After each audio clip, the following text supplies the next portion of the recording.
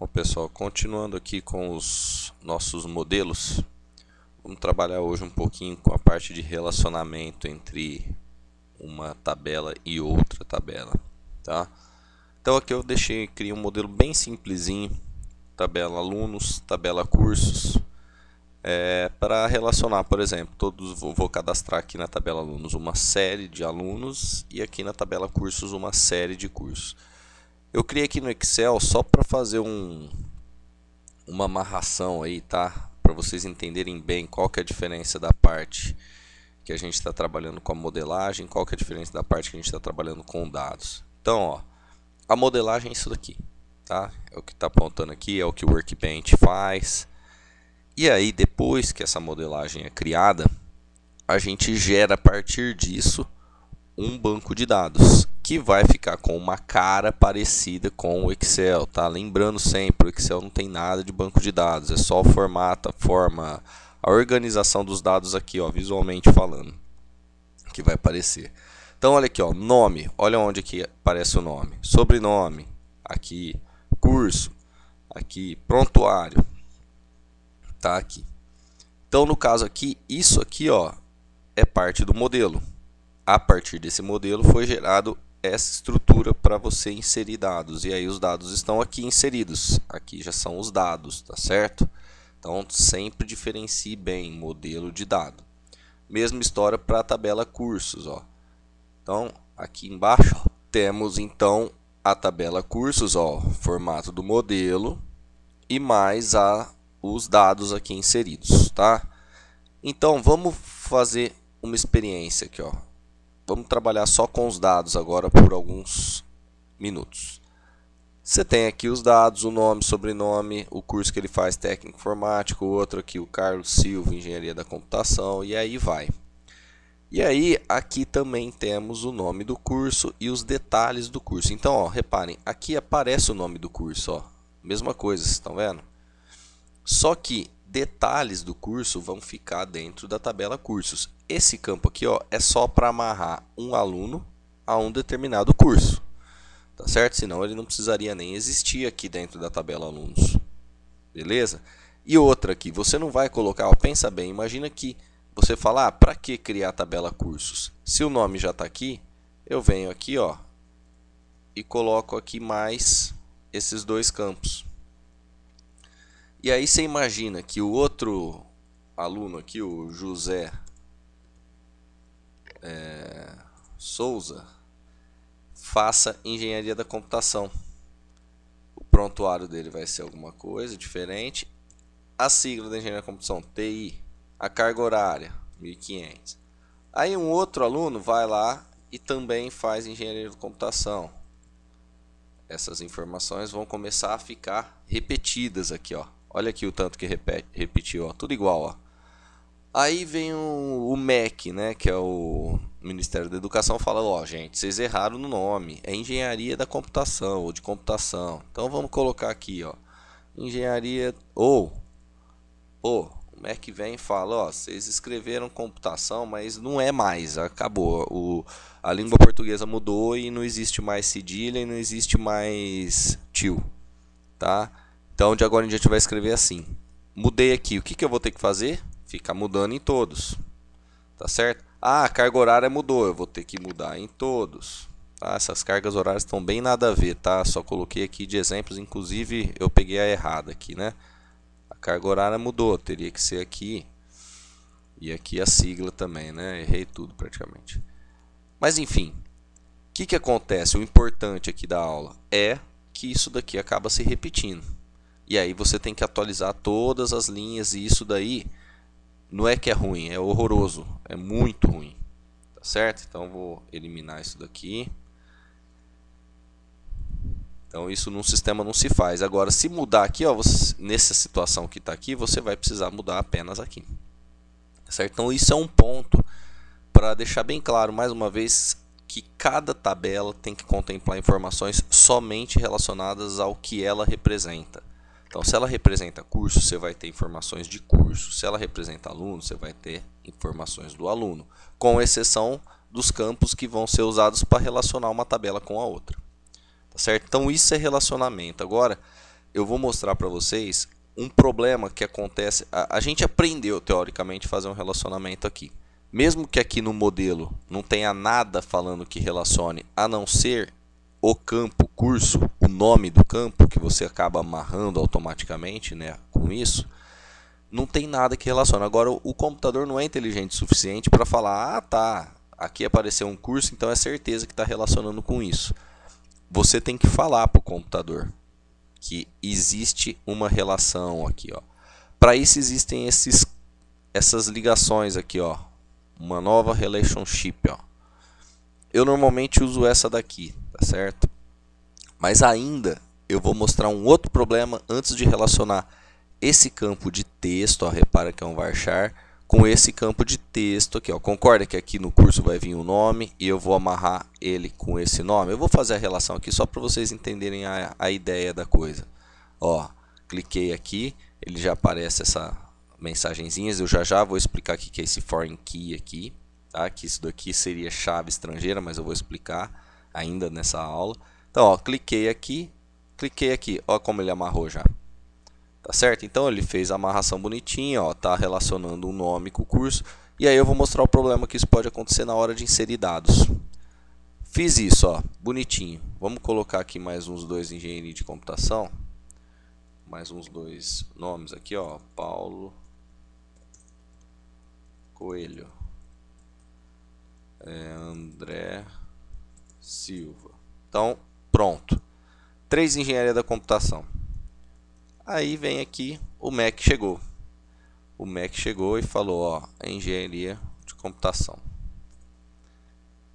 O que aconteceu nesse momento? Pra gente que é ser humano, a gente tem um cérebro, entende? O nosso cérebro trabalha isso, então ele vai olhar aqui e falar, ah, é a mesma coisa, a pessoa só digitou errado. Para o computador, gente, isso daqui é caractere, ou seja, isso aqui é diferente disso. O que a gente fez na hora que a gente adicionou o D? A gente quebrou essa relação. Acabou com isso aqui, ó. Ou seja, esses 3 alunos, eles não têm um curso. Eles estão num curso fantasma aqui. Beleza? Esse tipo de coisa, quando você trabalha com arquivos ou quando o seu software não controla isso direito, porque, lembra sempre, você vai desenvolver um software depois, ainda nesse curso de vocês. E esse software vai acessar um banco de dados para pegar os dados, tá? Então, se o seu software não tomar cuidado com esse tipo de mudança e não mudar, a hora que o cara mudar aqui, ele automaticamente mudar tudo que está aqui, você vai ter problemas. Mas o banco de dados ele já faz isso para você, ele já protege isso de você. Você não precisa criar um software, uma parte do software só para fazer isso. Essa é uma das vantagens.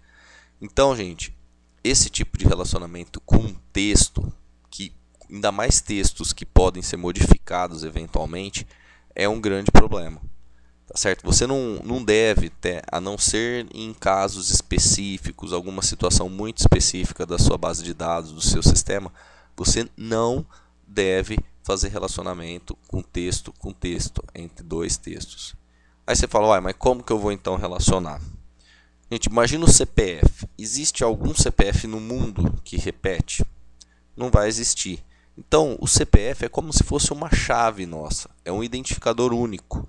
Se você chamar, por exemplo, André Silva, pode ter certeza que você vai achar mais uns 30 André Silva no Brasil, mas nenhum vai ter o CPF igual. Então, o CPF é como se fosse um identificador único para as pessoas. E aqui dentro do banco de dados, a gente tem que ter um identificador único para cada dado inserido, para cada elemento aqui, ó, para cada aluno inserido ou para cada curso inserido. Tá certo? E aí, dessa forma, o que acontece? Se a gente tiver um identificador único aqui para os alunos e um identificador único aqui para o curso, a gente pode relacionar o curso por esse identificador único. Então, ó, eu vou criar um campo a mais aqui, ó, vou chamar de ID, de identificador. Muita gente, se falar em inglês, é ID, tá? E aí, ó, o identificador da engenharia da computação é o número 1. Ó, o identificador do técnico informático é o número 2. Olha o indicador do próximo aqui, que eventualmente a gente cadastraria 3, 4, 5 e assim por diante. No nome, eu também vou criar um campo ID na tabela nome. Ou seja, eu vou fazer o identificador O Eduardo vai ser o aluno 1, o outro 2, Carlos Paulo 3, André 4. Tá certo? Agora aqui, ó, nos relacionamentos, o que que a gente faz? Em vez de colocar o texto, a gente coloca o quê? O número do curso. Ou seja, esse identificador nunca vai mudar. Você pode vir aqui, ó, mudar, que o identificador não muda. Você pode vir aqui até mudar para engenharia de alimentos. De repente, todo mundo aqui saiu, não está mais fazendo o curso de engenharia de computação, está fazendo engenharia de alimentos. E assim vai. Então, a ideia de criar um identificador único, tanto aqui, ó, para ele identificar um aluno e o curso, é muito interessante. Só um detalhe, esse identificador não tem nada a ver com esse aqui, hein? Esse identificador ele tem uma amarração com esse, ó. Selecionei as duas, tá vendo? Ó? Então, isso aqui indica, você vai olhar, tá curso aqui? Então, você vai trabalhar com essa parte aqui. Beleza? Com o curso, relacionou com o curso, com o identificador do curso. Então, isso daí é o ID. Isso daqui é uma chave de identificação única. E dentro de banco de dados, isso daqui chama chave primária. Tá certo? Então, eu vou deletar essa relação aqui. Então, delete. Quando eu faço para deletar, olha aqui a mensagem que ele fala. Ó. No de vocês pode ser que apareça em português. Então, ó, você quer deletar também as colunas que estão amarradas? Se você falar que deleta, ele além de apagar a relação, gente, isso aqui é coisa do Workbench, dessa ferramenta aqui, tá? Não é coisa de banco de dados em geral, é específico da ferramenta, mas como vocês vão trabalhar com ela, vocês têm que saber. Se você apertar delete, ele vai arrancar esse campo e esse campo também, tá certo? Se você apertar, aliás, ou esse campo apenas e esse aqui ele manteria, tá? Agora, se você apertar keep, que é manter, ele vai apagar só a relação. Então, vamos apertar o keep, pronto. Agora, vamos editar as tabelas aqui, ó. Vamos criar um identificador único. Então, eu vou chamar ele de ID. Tem gente que vai chamar esse identificador único de ID alunos. Na verdade, o Workbench, quando ele cria uma tabela, ele até cria esse ID automaticamente. A minha recomendação, elimina a parte alunos. Não vai criar assim, ó. Não deixa. A hora que ele criar automático, você tira isso. Por quê? Porque se você colocar ID alunos, você está dentro da tabela alunos. Você já sabe que quando tem só ID é de alunos, a mesma coisa do nome. Senão você tem que colocar nome alunos, sobrenome alunos, curso alunos, prontuário alunos. Então, vamos manter a mesma regra.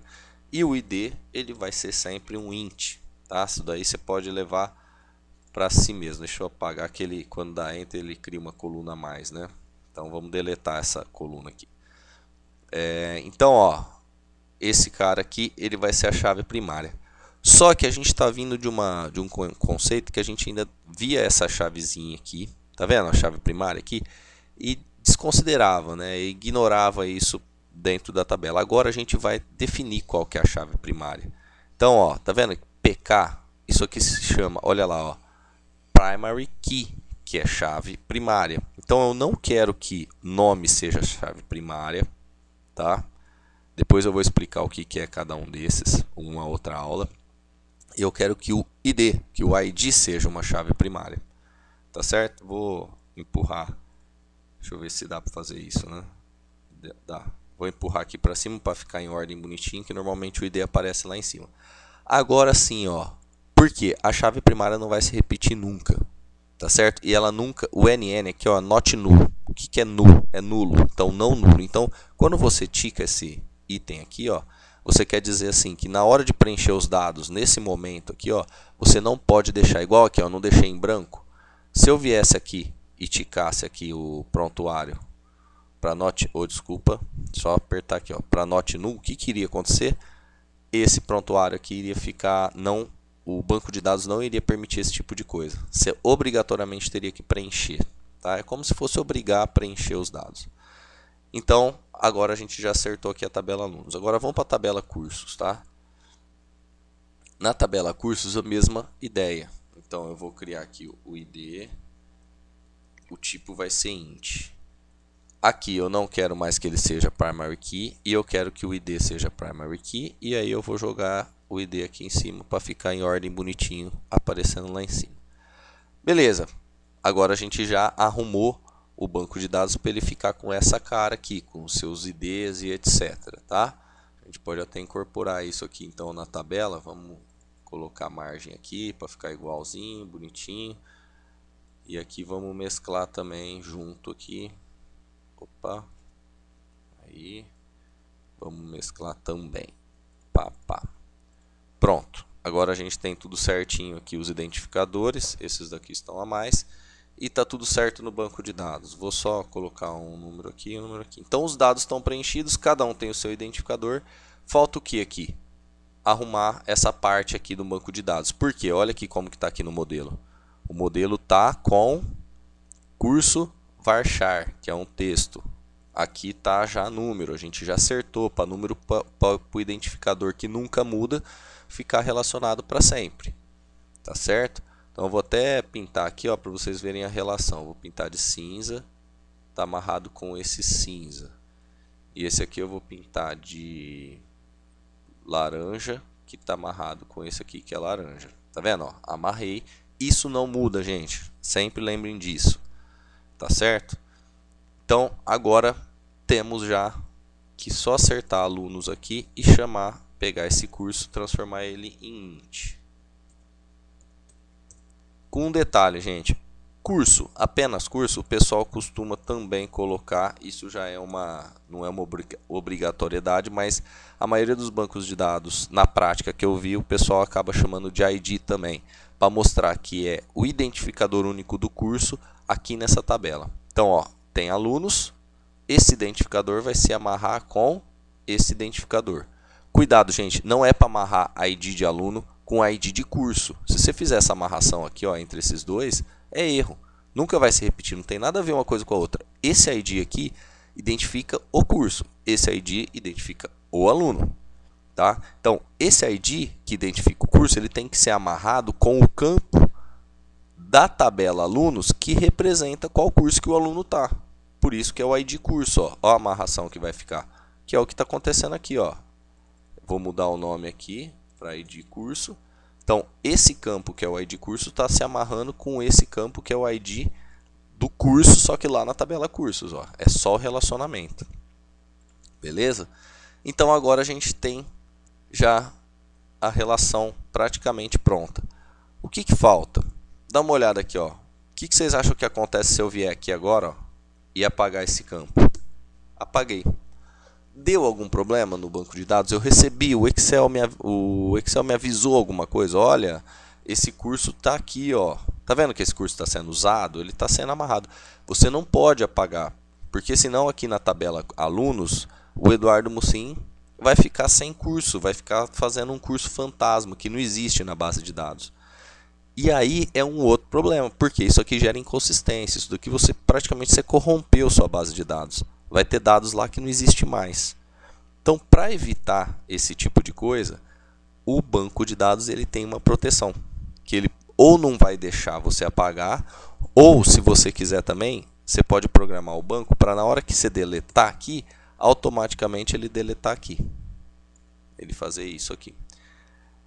Recomendo não fazer muito isso, tá? Esse negócio de deletar automático, só nas situações que realmente isso é necessário. O mais interessante é bloquear, é fazer com que as pessoas apaguem todos os alunos do curso ou mudem, né? Modifiquem isso daqui para que o Eduardo Musim aponte para um outro curso, por exemplo, um terceiro curso aqui, você vem e modifica para 3, ou seja, eu estou aqui em, sei lá, farmácia. Tá?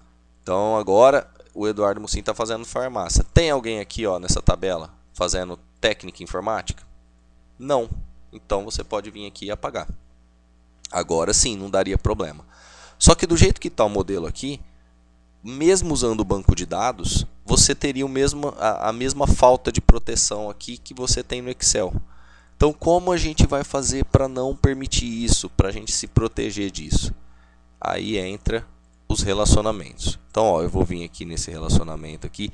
Existe o relacionamento, ó, N para M, ou N, tem gente que chama isso aqui de N para N, 1 para N, 1 para 1, 1 para N e 1 para N. Esse pontilhado, gente, ele quando você coloca ele ainda permite tá? Que você apague igual eu estava fazendo aqui e não tenha nenhuma restrição por parte do banco de dados de não deixar você apagar quando ele está usado, né? Igual aqui, ó. Se eu colocar aquele pontilhado, eu consigo apagar aqui sem que eu seja avisado, sem que dê problemas, tá? O relacionamento vai ser algo só para mesmo mostrar que existe uma ligação ali entre um e outro, certo? Agora, o que eu recomendo? A gente fazer sem o pontilhado, certo?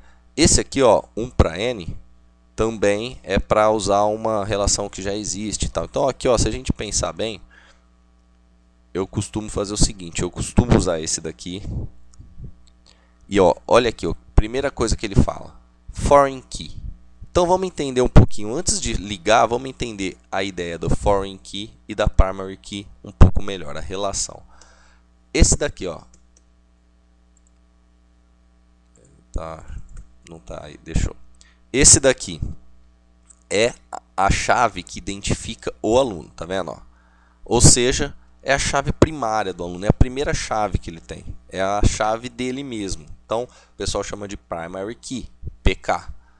Essa daqui vai amarrar com o curso, é o que identifica curso. Então, é primary key do curso, é PK do curso. Agora, e esse ID curso, o que ele é? Ele é a primary key? Ele é a chave primária de aluno? Não, a chave primária é essa.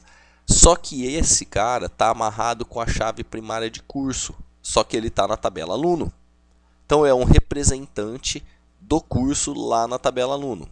Quando a gente vai para outro país, a gente é o que lá? A gente é um estrangeiro, porque a gente representa o Brasil lá naquele país. Então, vamos fazer uma analogia igual aqui, tá? Quando a gente está aqui quando essa chave aqui não está na própria tabela e representa uma outra tabela fora dela, que é o caso aqui, ó, essa chave representa essa chave aqui lá na outra tabela. Então, ela é uma chave estrangeira. Vamos chamar ela de chave estrangeira. Então, foreign, que é o que aparece aqui, ó, aqui é o que? Chave estrangeira. Então, ó, ele dá até a dica. Quando você clica aqui, ó, é só clicar e soltar, tá? Ele já fala, ó, selecione a chave estrangeira primeiro. Pá, selecionei.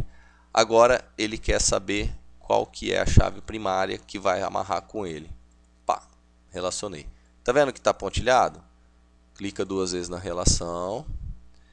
E aí, você vai ver aqui, ó, foreign key aqui embaixo. Você vai colocar essa tick aqui, ó, identifying relationship. Olha lá, ele tirou o pontilhado. De agora em diante, você não consegue deletar. Então, se você vier na parte de dados, depois que você fez isso, você vai gerar um banco de dados. Ó, ele já ligou os dois identificadores, tá? Depois que fez isso, você gera esse banco. O banco vai ficar igualzinho, aparentemente, tá? Só que o que vai acontecer? A hora que você tentar deletar isso aqui, ó, em vez de ficar quietinho, o banco de dados vai avisar, vai falar, ó, você não pode deletar. Você não pode deletar porque já existe uma chave amarrada aqui, ó. Depois a gente vai ver esse tipo de teste, vai fazer esse tipo de teste, vocês vão entender direitinho melhor qual que é a ideia. Então, fazendo dessa forma a relação entre uma tabela e outra, você está garantindo que o teu banco de dados não vai ficar inconsistente, não vai ter dados perdidos lá, dados fantasmas. Tá certo? Então, isso daqui era o que eu tinha que falar sobre relações entre tabelas. Então, eu dei alguns exemplos para deixar bem clara a importância que tem na hora de fazer essa relação. Você tem que pensar bem, você tem que usar números que nunca vão ser modificados, tá? Não usem o nome da pessoa. Até mesmo o nome da pessoa você pode falar, não vai mudar, mas muda. A pessoa pode não estar contente com o nome, ela pode ir lá nos cartórios da vida e mudar, tá? Nem sei, na verdade, se é no cartório, mas então você tem que pensar. E outra, aí pode surgir a pergunta, mas um aluno tem o CPF, eu não posso usar o CPF como chave primária? Até pode, tá? Vai dar certo? Vai. Só que pensa bem para um banco de dados. Todo o banco de dados ele vai ter um monte de dados lá e vai ter um monte de software de implementado. Ele já possui um monte de sisteminhas internos que garantem essa relação. E para garantir essa relação, ele tem que fazer um monte de comparações. Tá? Ele tem que comparar, o programa tem que comparar. Se esse aqui mais esse aqui for igual, então não deixa pagar. Tá? E aí o que acontece? Quando um e outro são iguais e não deixa apagar, é uma comparação. Aí você pensa, qual que é o tamanho de um int dentro da memória do computador? Um int ele vai ter aí, normalmente ele vai ter 4 bytes, tá? Que seriam 32 bits, aqueles zeros e uns, tá? Lembrem das disciplinas lá de iniciais do curso. Então ele vai ter o 0, 1, tal, 32 vezes, e isso vai representar um determinado número na memória. Agora, quantos bytes que vai ter o CPF? O CPF ele tem aí, ó, 3, 6, 9, 11 caracteres de número, mais os pontos, se você guardar como um varchar. Então vai ter ponto, ponto e tracinho. Então ele vai ter 14, praticamente 14 bytes. Comparar 14 bytes para o computador e comparar 4 bytes, qual que é mais rápido? É o comparar 4 bytes. Tá certo? Aí você pergunta, então eu vou colocar o CPF como um inteiro. Pode ser também, só que aí você tem que tomar aqueles cuidados. De depois, na hora de apresentar esse CPF para o usuário, você vai ter que fazer um software que coloque os pontos no meio do CPF, o tracinho, coloque ele no formato correto. Tá certo? Ou implementar algum tipo de máscara, enfim. Dá mais trabalho, dá mais processamento. Imaginem o banco de dados da Receita Federal, que deve ter lá 100 milhões de cadastros. Imagina você achar uma relação entre um CPF de uma tabela, que é o cadastro dos usuários, com o pagamento que a pessoa fez lá e declarou. É muito custo para o banco de dados, tá? É muito custo para o processador do computador. Então, buscas usando ID otimizam mais o sistema. Ah, mas aí é muito básico, eu quero aprender muito sobre como faz essas relações, como otimizar. Mais uma vez, existe uma especialização, que é o Database DBA, né? O Database Administrator, que o pessoal fala. É uma especialização de 1 ano e meio, 2 anos. Tá? É uma pós-graduação, é depois de fazer faculdade, normalmente. E aí a pessoa se torna especialista. Ele vai aprender as entranhas do banco de dados, entender como funciona tudo lá dentro, entender quais são as melhores maneiras de otimizar um banco de dados. Não é o caso do nosso curso, tá? A gente aqui está dando uma base para vocês terem uma ideia de como funciona. Lembrando que ainda existe os bancos de dados, a gente está trabalhando aqui com MySQL. Normalmente, muita gente aí, o pessoal um pouco mais que aprende na marra sozinho, muitos acabam começando pelo Axis, que é um banco de dados do pacote Office, tá? Ou o Base, que é o banco de dados do pacote LibreOffice.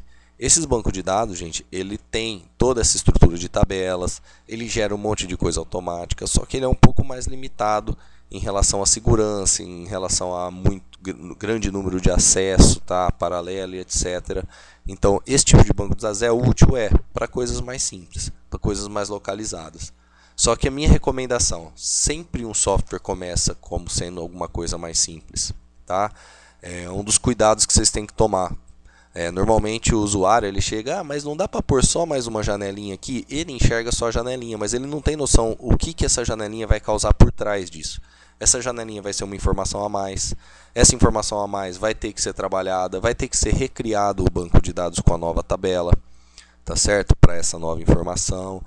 Enfim, é uma série de coisas. Então, cuidado quando algum usuário chegar para você e falar, eu quero que você faça um software para mim, mas é bem simples, é só uma janelinha. Esse software, a hora que você entregar para o usuário, ele vai falar, nossa, mas se tivesse mais essa, ele vai ficar para sempre pedindo mais alguma janelinha. Tá? E aí esse software vai crescer. Então, se você não estruturar ele bem desde o começo, aí você pode se complicar lá no futuro. Então, mesmo que o software seja simples, tentem usar um banco de dados um pouco mais parrudo, estudem a situação, estudem cada banco de dados. Tem o Oracle, tem o MySQL, tem o SQL Server da Microsoft, tem o PostgreSQL, enfim. Tem muita coisa para olhar, tá certo? Então essa foi a aula de relacionamentos entre tabelas dentro de um banco de dados.